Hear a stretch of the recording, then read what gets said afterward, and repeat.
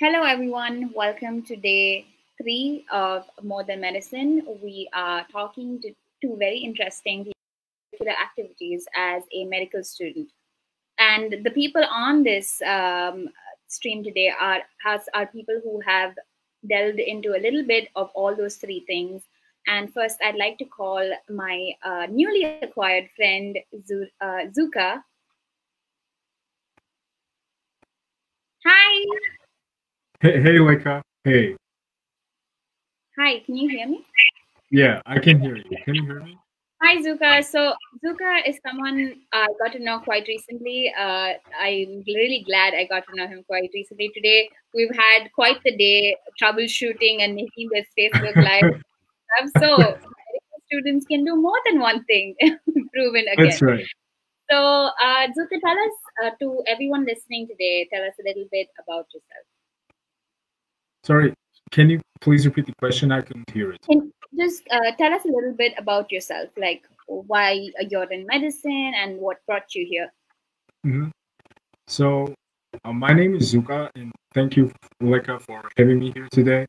Thank you so much because it's really humbling to be here because I listened to your live yesterday, and there were two doctors there, and I know that there will be more doctors in your life. So it's very humbling for the medical student like me. I'm just a fourth year medical student yet, and I have just started my clerkships. And I also took my USMLE Step 1 in February. Yeah, so I'm just in the process of learning and preparing for the Step 2 CK, right? Okay. And just talk about a little bit about your step. You had a phenomenal step one score, and Thank you so although much. just writing the exam in itself is one of the biggest, tasks that you can do as a medical student. I guess it would have taken a really long time and a lot of planning and preparation, and I'm sure you would have had your own take on it to preparing for the exam. So, could you share a little bit insight, some tips perhaps for people on this road? Yeah, sure. So preparing for the USMLE Step 1 was definitely a long path. And I think this is true for not only for me, but for every student who takes this. So I'm not the exception in that regard. And my prep time lasted approximately 2 years. So I started it on my second year. And in the beginning, honestly speaking, my preparation was not as intense as at the end of the dedicated time because back at that time I was still in the process of realizing the importance of these exams.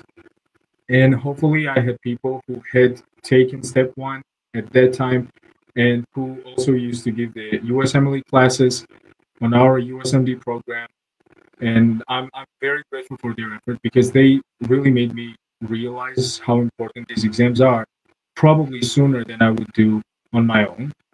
Yeah, so I did several question banks during my preparation. So, first of all, I started with the offline version of the RX question bank. Then I moved to the online Kaplan question bank. And finally, before starting my dedicated period, I did several free trials of the Amboss. But here's the thing. So if I had time and if I had a chance to go back at that time, I would definitely spend more time on doing the Amboss questions. So this is one of my tips for everybody who is trying to take this exam and ace this exam. I would like to say that they should spend probably more time on the Amboss questions. It's really, really high quality question bank before starting the U world. And then there was my dedicated period, which started on the December 16th, and then it lasted up until February 25th, which was 2 days before my exam.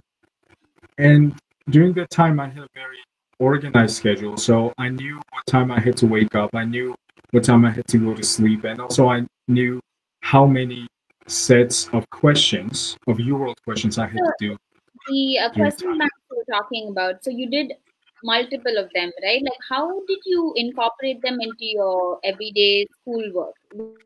Basically, hmm what people struggle with, right? So we kind of know, okay, we're supposed to do this question bank, we're supposed to do questions, we're supposed to, refresh our memory by kind of testing. But Hmm. how did you personally, add it into your schoolwork? Hmm. So I try to make the question, I try to do the questions from the organ system of the subject that I was covering at Right. that time in the university so that my work was optimal. And also, just like everybody, I also used to make the notes on my first aid so that later I could simply open it and I could read all the notes that I had collected for that time. So this is how I organized the content which I got from these several question banks. Right. So could you tell us a little bit about how you de-stressed during that time? How did you manage? I'm sure it would have been a bit hard towards you dedicated as well. So how do you deal with pre-test anxiety, things like that? Yeah, so I was working out every day during my preparation time, and I Wow. was listening to, yeah, I was listening to the medical podcasts at that time while I was working out. Right. Yeah, but it didn't have an impact on my weight actually. So it was simply to keep myself fresh and keep myself motivated. And I remember, so the day before my exam, I woke up at 5 a.m. and I started working out. I wanted to be tired by the time I went to Armenia so that I could sleep because I usually have hard time falling asleep, and I really didn't want my anxiety to get in my way of getting a good night's sleep before such a serious exam. Exam, yeah.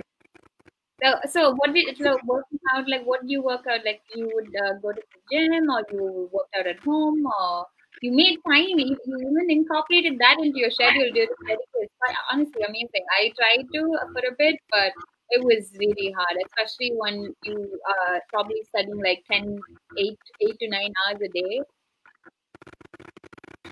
Yeah, thank you so much. It was really an intense time, and I needed this workout to keep myself motivated because, as you already mentioned, the dedicated period is the time of a very, very intense studying and exploring and improving the weaknesses that we have.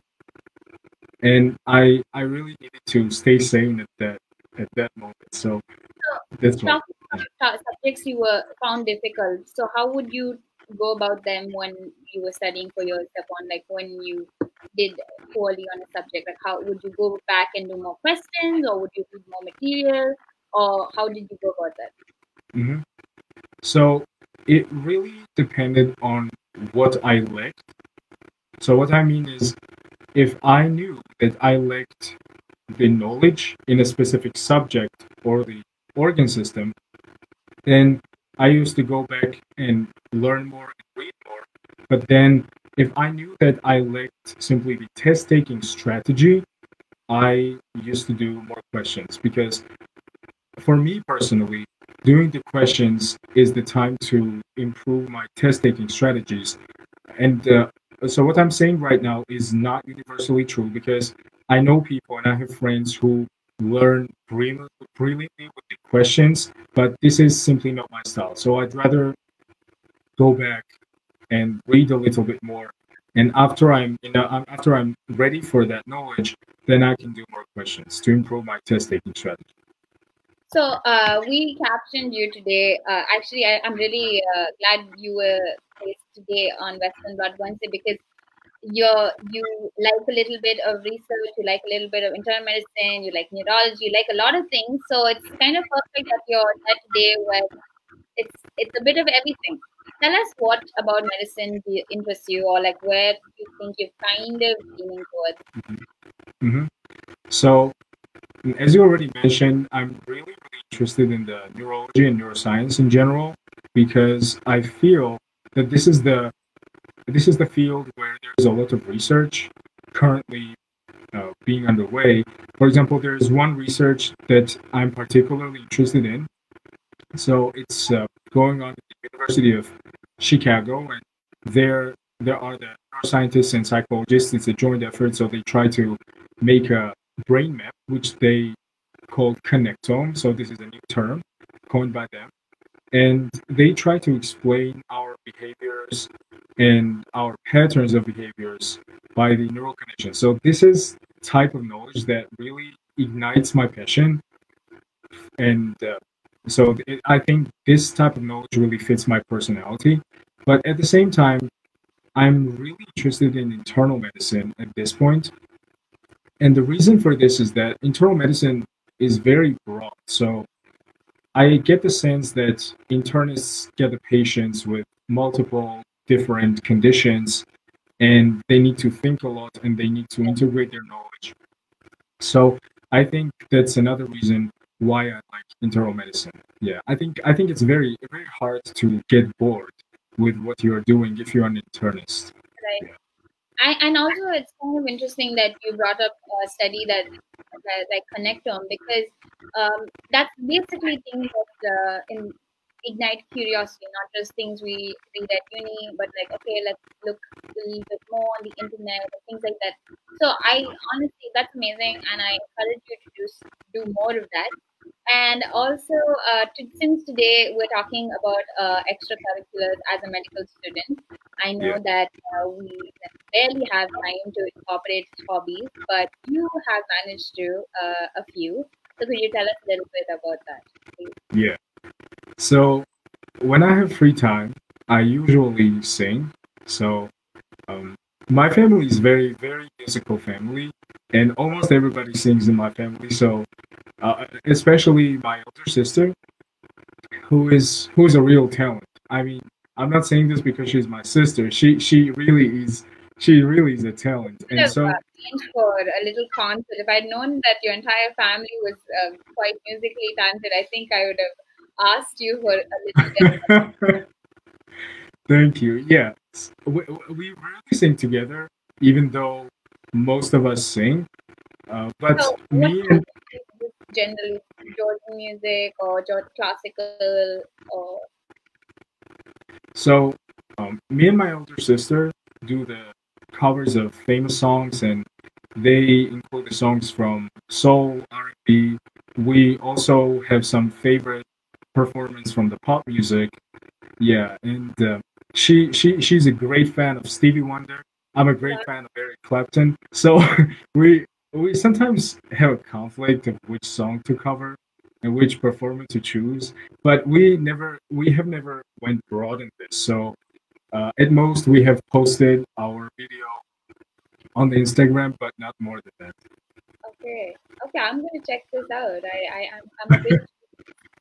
And Yeah, and before we talk, I also you told me when we spoke before, you told me that you really like movies and things like and you like movies, yeah, deep contemplative movies. So if you had a list, I will gladly take them right now. yeah. So here's a weird thing um, that usually happens to me. I honestly don't like to watch movies in general, but I really enjoy the movies which have plot twists there and which are deep emotionally and intellectually. And I have watched many great movies during my preparation for the step one. So I was either working out in my free time or I was watching movies. And yeah, I can definitely tell you some of them. One of these movies has a very funny history. It's called Patch Adams, and I know this one. Yeah, yeah, continue. do you know that? Yeah, yeah. So um, I have one of my great friends. She also is a student at our program, and she had been asking me to watch this movie since the first year of our study. And she also wrote the name of this movie on the back page of my chemistry notebook. But for some unknown reason, I had never gone back to that movie to watch it. And then when I was at the time, when I was at the time of passing my step one, so it was this dedicated period, I just decided to watch it because, yeah, our friendship was going, yeah, to the bedside. And so, yeah, when I watched it, So for I people who are listening, Patch Adams is basically a movie where Robin Williams is a doctor and he goes to a hospital and he ends up wearing a clown nose and making kids who have cancer or any terminal illness yeah, laugh. And he is a medical student actually at university when he starts doing this, and he's completely shunned for it. He's dismissed from class and things like that, and just generally how he incorporates empathy and joy and laughter into these kids. So that is a good recommendation. Thank you so much, Zuka. And that's right. before you leave, I would like to ask you a question. We asked everyone who came on thus far about this. So, what qualities do you think would make a good doctor? This is the question that when I hear it, every time I remember the words of a person that we used to know. I'm talking about Dr. Ken Walker. And I remember that these words made a great impact on me, and this phrase summarizes in my mind what the doctor should be. So he said this on one of the first conferences that I attended at our program, and he said, doctor is 50% mathematician and 50% salesman. So I like this phrase because we all know how educated and smart doctors are. This is clear for everybody who goes to the med school and who wants to be a successful doctor, but this phrase also emphasizes how important the communication is. And the more doctors I get to know on my path of medicine, the more I realize that communication, not only to the patients, but also to the doctors and the other colleagues, is the key. And yeah, so I think that to paraphrase what Dr. Walker used to say, I'd say that doctor needs sense of responsibility and knowledge for sure, but also the outstanding communication skills in order to be an efficient doctor. Absolutely. Zuka Zaalishvili, thank you so much for being here with me today. It was great chatting with you. And I hope everyone who listened got a little bit of tips from your USMLE Step 1 preparation and your journey towards journal or whatever it is, be successful. Thank you so much. Thank you so much for having me. And the best of luck to you and also the other speakers who will be with you online. Bye. Thank you. Bye.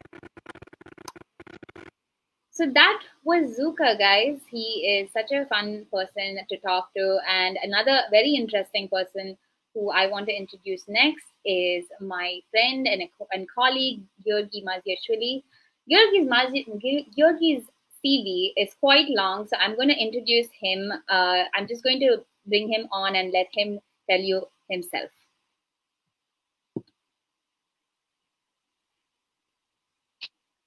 Hello. Hey. Hi. How are you? I am good. The first day I met this guy was at a conference. He was giving a phenomenal, talking about a phenomenal topic, which is personalized medicine in the 21st century. And even before I knew he was from USMD, I was immediately taken by the initiative and how young he was. And then when I actually ended up meeting him, I realized we were in the same university, and I am really glad that you have been so proactive from like an early years in medical school, and that's one of the main reasons why I had you on here today, because you are a medical student who helped me in the last 1 hour to set up this Facebook live. You have some real technical skills up your sleeve, and second, you have attended conferences, you have research experience, you have a bunch of stuff. So to tell us a little bit about yourself and why you found yourself in medicine. Okay, well, first of all, thank you so much for inviting me here. And I'm very happy to talk about my experience and share some of, my experience at the university as well. Well, I'm currently in the 3rd year of the USMD program and hoping to pass, step 1 in the near future. And sorry, what was the first question? So what brought you to medicine? Yeah, so actually, this is quite funny because my primary initiative of continuing my life was mostly concentrated on arts, but I started doing arts and design more seriously during the last 2 years of school of the high school. And when I was doing it, I thought that it wouldn't be as interesting to just paint uh, until the rest of my life. So that's why I decided to do something that would be connected to the science and also somehow to the arts. And I do believe that medicine is a profession which combines science and art at the same time.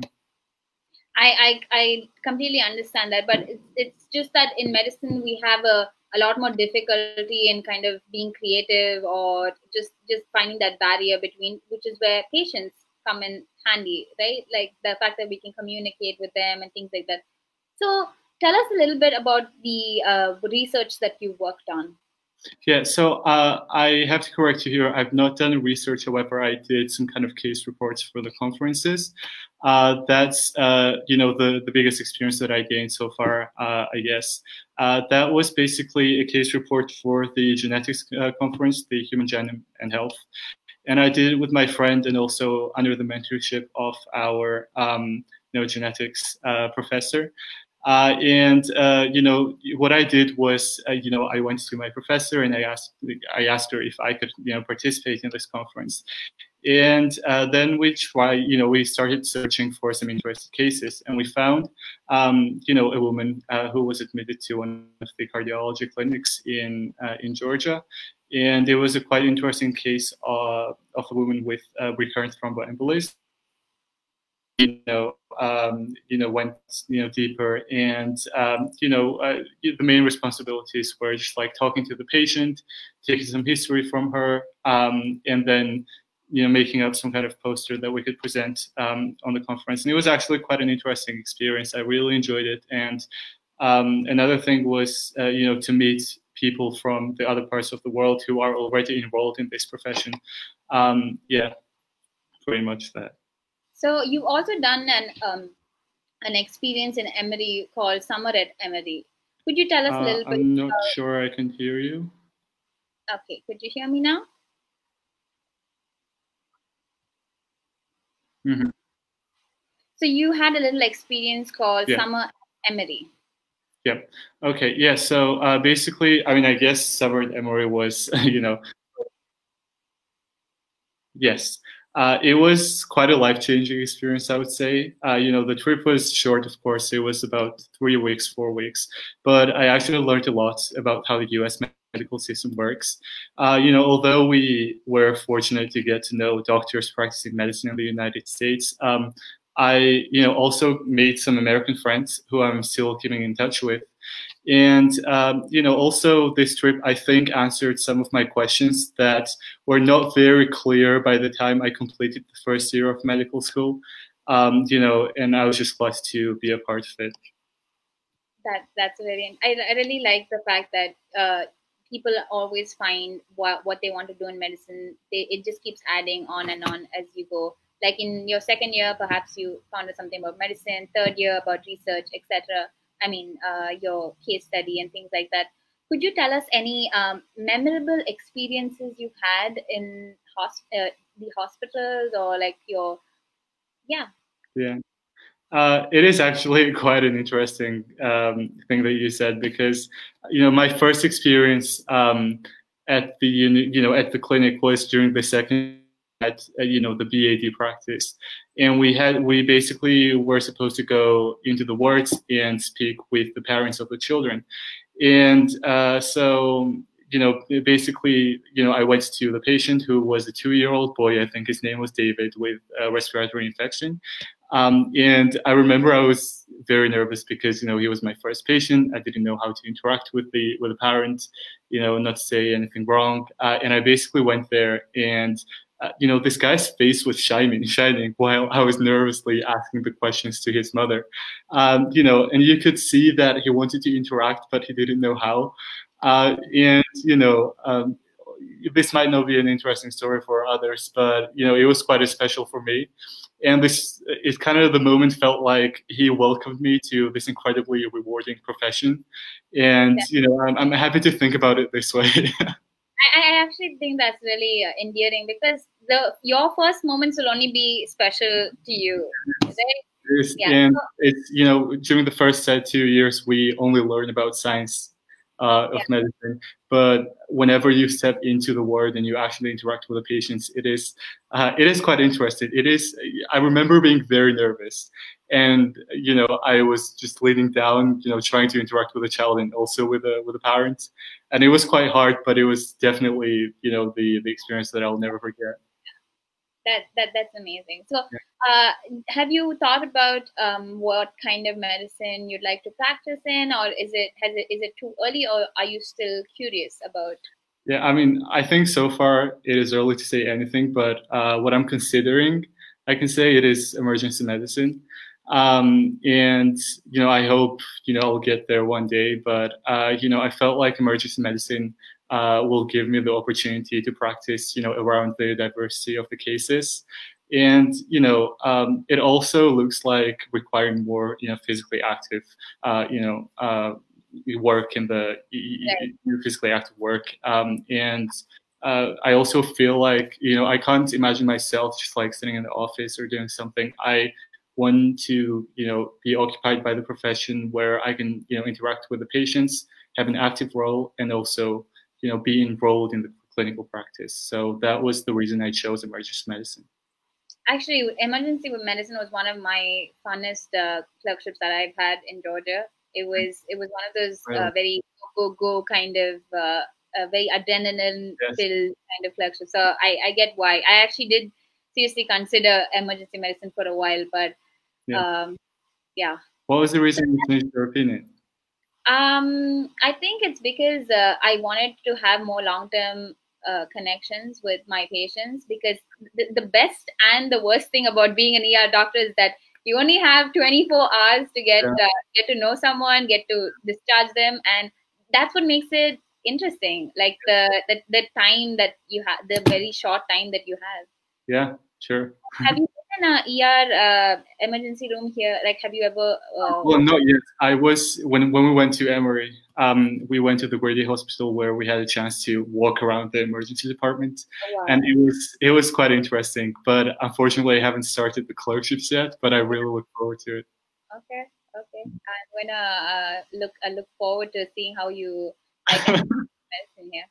And you attend. I want to ask you about personalized medicine, because I was very fascinated by the topic. And could you just talk a little bit about any of your conferences that you particularly you know, found very interesting? So basically, we started, you know, going to the conferences from the second year of medical school, and you know, my friend, my groupmate Luca, and I went to two conferences with the topic of personalized medicine in the 21st century. And the interesting thing is that, you know, even we didn't know that much about, you know, this part of medicine and what it could offer. And, you know, seeing the statistics of how many people die because the generalized, you know, practice of medicine and treatment was quite heartbreaking. And then seeing what could personalized medicine, you know, bring to the new era of, you know, healthcare was quite interesting too. So I think, you know, if we compare this thromboembolism and personalized medicine, I think that the personalized medicine was more interesting for me. But you know, it is still, I think we're still far away till we get there. So far, the only thing that we can do is just, you know, making up the theories, you know, finding out the ways to treat the patients. And, you know, another thing that we... An example of personalized medicine for someone who doesn't know what personalized medicine is. So basically, personalized medicine is a practice where the patient comes to you with a certain disease. And, you know, generally when you go to the hospital, you might have different options of treatment. This works on certain populations. So, for example, even inside the population, you might have 3 different treatments. And by, you know, seeing, you know, the symptoms or, you know, whatever of the patient, you are going to prescribe one of the drugs, right? But what personalized medicine states is that you have to treat the patient on the individual level. So you don't treat it on the basis of the population that he or she is living in. However, you treat him or her individually. That's what personalized medicine is all about. All right. Okay. Sounds interesting. Do you have any particular fields that you're currently interested in terms of just scientific curiosity? Scientifically, now we're living in Corona era, so I think infectious diseases is quite interesting for the majority of the medical students, I would say, not only me. During this time, I had some free time, so I was able to attend some, workshops about coronavirus or webinars, which was quite interesting. And the interesting thing about this virus is that, you learn more and more every single day. Right. And it kind of shows you how wide the science is. So I think so far infectious diseases is quite interesting for me. And before I let you go, I wanted to ask you the same question I asked Zuka. What do you think would be what qualities do you think would a good doctor have? And before you say something, I think one of the great qualities that you have is that your curiosity for finding out more, and just generally, even I love just kind of being curious about medicine. I think that's important to have, that you keep that curiosity alive. And please tell me. Well, it is quite a tricky question, because whenever you talk about the doctor, you kind of expect the doctor to be, the highest quality human being. But I think that, the doctor, first of all, should be passionate about his or her job. The profession requires quite a lot of work. Even when you're in medical school, I don't know, how doctors work, but in medical school, it's quite a bit of work, to go through. And that's why I guess many people drop out. So I would say if you don't have a passion for being a doctor and treating the patients, you shouldn't be occupied by this. Also, the doctor should definitely have a respect, because whenever the patient comes to you, you have to give the patient the comfort, right? You have to make them feel comfortable so that they're going to open up to you. One of our, BAD instructors were always telling us that, the diagnosis is always hiding in the history, not the tests. So in terms to get the history, I think you should show some kind of respect to the patient. And I think this is the highest quality that the doctor should have. That is amazing. I will actually keep that in mind. That's a great line. And thank you so much, Giorgi, for joining us. It was such a pleasure talking to you. And thanks so much for inviting me. Good luck with everything. Good luck to you. So that was Zuka and Giorgi, two very interesting and enigmatic students from USMD. If you have any questions to them about whether it's genetics research, writing a case report, your USMLE Step 1, balancing, studying for USMLE, and preparing for class, please leave them some comments below or message them at any given time. I'm sure they'd love to answer your questions. And thank you for joining us today on Western Blot Wednesday. Our talk with Dr. Tika Kelamadze, who is a geneticist, one of the 8 in the entire country, is on our American MD program Instagram page. And thank you so much for tuning in, and see you tomorrow.